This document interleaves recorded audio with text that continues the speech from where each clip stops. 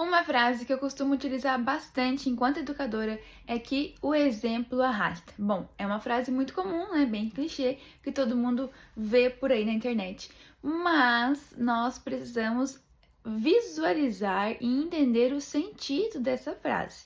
E eu trago aqui um exemplo agora da minha vivência, da minha experiência enquanto babá. Bom, todo mundo sabe que é importante tomar água e que precisamos beber água mesmo sem estar com sede. Mas como ensinar a criança a beber água? Porque também é importante a criança beber água, né? É fundamental. Mas como que a gente ensina a criança a beber água? Porque ela não tem capacidade e maturidade de compreender o porquê que é importante beber água. Nós ensinamos através do exemplo e eu trago aqui como eu faço com as meninas que eu cuido, que eu trabalho de babá. Desde quando elas eram bem pequenas, eu sempre deixei o copo de água a fácil acesso delas, onde elas pudessem alcançar e beber. Mas mesmo assim não é suficiente para a criança beber água, né? Que beba água suficiente do dia, porque ela não tem consciência, né? Não tem essa capacidade de entender que precisa beber água durante o dia. Mas eu bebo muita água e eu sempre deixava minha garrafa de água na visão delas também, que elas pudessem ver eu bebendo água. E quando elas eram bem pequenas, cada vez que eu bebia água, eu dizia para elas beberem água também. Eu falava: ó, vamos beber água.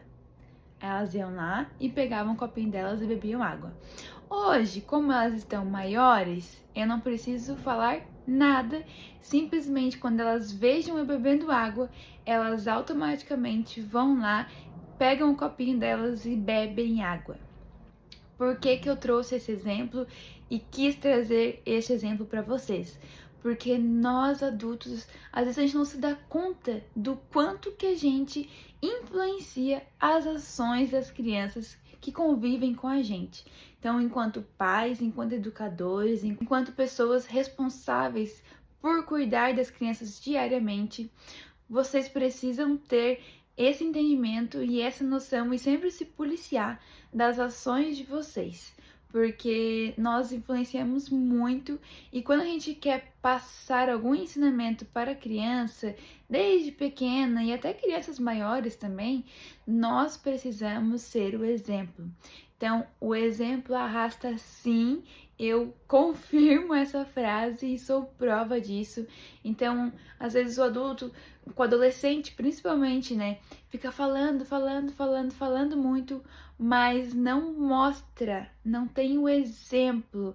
Então, se não tem um exemplo, ficará muito difícil desse adolescente, dessa criança, seguir o seu ensinamento.